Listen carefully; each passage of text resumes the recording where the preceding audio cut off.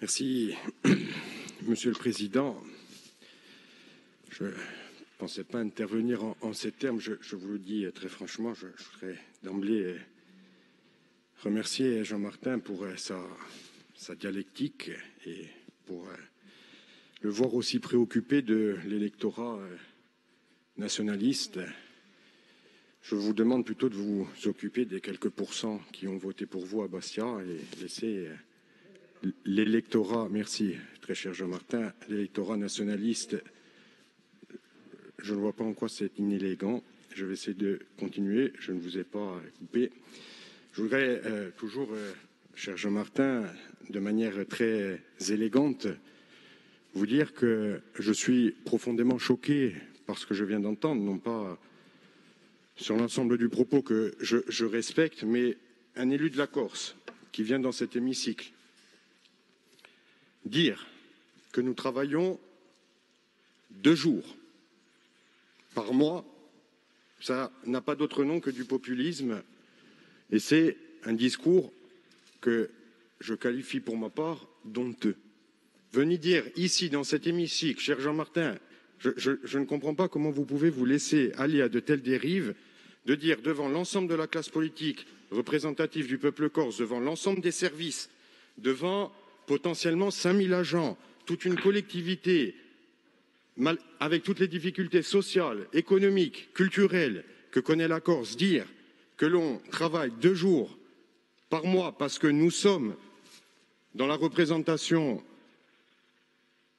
médiatique publique 2 jours par mois dans cet hémicycle, je trouve ça totalement déplacé, mais j'ose imaginer que vos propos ont dépassé votre pensée, parce que quant à nous, côté Femagour, je crois pouvoir parler au nom de la majorité sans trop de difficultés, nous essayons, dans la mesure du possible, de siéger dans toutes les commissions, dans tous les offices, et de travailler le plus possible. Donc si vous aussi vous siégez dans ces commissions et ces offices, je crois qu'on ne peut pas réduire notre travail à 2 jours par semaine et se faire comme ça l'écho de certains discours que l'on peut trouver. Je voudrais à ce propos, si vous me le permettez, même si ce n'est pas forcément l'usage, saluer la présence de Madame Peretti parmi nous et le travail formidable que vous avez réalisé au sein de la commission des lois et réglementaires. Je voulais vous en remercier, Madame Perret. C'est toujours un précieux renfort que d'avoir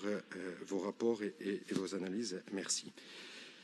Alors, sommes-nous légitimes, puisque visiblement le débat a un petit peu dérapé là-dessus, sommes-nous légitimes pour nous prononcer sur cette question? J'ai presque envie de vous dire, sauf à m'être trompé sur la nature de l'organisation des sociétés démocratiques, que si nous sommes des citoyens, mais sinon il faut le dire très clairement, si nous sommes des citoyens de seconde zone ou de troisième zone, alors on n'a pas à se prononcer sur la nature des gouvernements et sur leur action.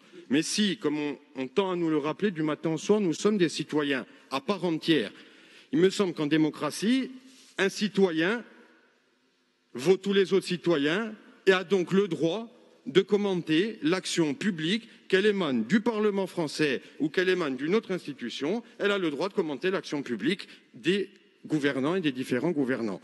Sauf à considérer que nous sommes suffisamment dans ce pays encore colonisé pour dire que tout ce qui vient de Paris, c'est forcément bien, tout ce qui vient de l'Assemblée nationale, on ne doit pas se prononcer, et donc on a complètement le cerveau lobotomisé, on ne doit plus dire rien sur rien, juste baisser la tête et accepter, soit a contrario, nous sommes des citoyens et à partir du moment où nous sommes des citoyens, nous avons le droit de juger l'action d'autres citoyens, fût-il Emmanuel Macron, fût-il des députés ou fût-il d'autres gouvernements. Donc, si des citoyens ont le droit de se prononcer sur des choses qui les regardent, a fortiori une assemblée représentante des intérêts collectifs du peuple corse a le droit de se prononcer et doit se prononcer sur un certain nombre de sujets. Alors oui, en tant qu'Assemblée, nous devons nous prononcer sur ces sujets. Est-ce que ça rentre en contradiction avec l'ordre du jour ou avec nos travaux à l'Assemblée? Moi, je respecte encore une fois la position de certains membres de l'opposition de considérer que l'ordre du jour de cette session ou de précédentes sessions a été indigent. Mais si vous considérez que l'approbation d'un projet de convention pluriannuelle de renouvellement urbain pour Bastia, qui engage plusieurs millions d'euros, c'est indigent, on ira le dire ensemble au Bastiais. Si on considère qu'une négociation politique par rapport au PTIC qui nous engage sur 5 ans, voire 7 ans, qui nous engage sur plusieurs centaines de millions d'euros, c'est quelque chose d'indigent. On ira aussi se présenter devant l'État dans la négociation de cette manière-là. Si on considère que faire le point stratégique sur le plan Salbette, ça c'est indigent, dont acte, et si on considère que débattre aujourd'hui de l'orientation budgétaire d'une collectivité qui a un budget d'1,3 milliard d'euros à peu près chaque année, c'est indigent, alors disons que 3 dossiers économiques majeurs qui nous engagent pour 5, 10, 15, 20 ans, c'est indigent, ben, manifestement oui, il y a sinon un fossé, un océan qui nous sépare politiquement. Cher Jean-Martin,